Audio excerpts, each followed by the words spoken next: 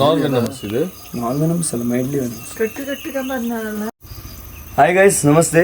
Early morning rescue. ಇವತ್ತೊಂದು cat ಸ್ನೇಕ್ನ rescue ಮಾಡೋಕ್ಕೆ ಬಂದಿದ್ದೀವಿ. ಅಲ್ಲಿ ನೋಡ್ಬೋದು, ಕಿಟಕಿ ಮೇಲೆ ಇದೆ. ಇದ್ರ ಬಗ್ಗೆ ಈ ಹಿಂದೆನೂ ಒಂದು ವಿಡಿಯೋ ಮಾಡಿದ್ವಿ. ಬನ್ನಿ ರೆಸ್ಕ್ಯೂ ಮಾಡೋಣ.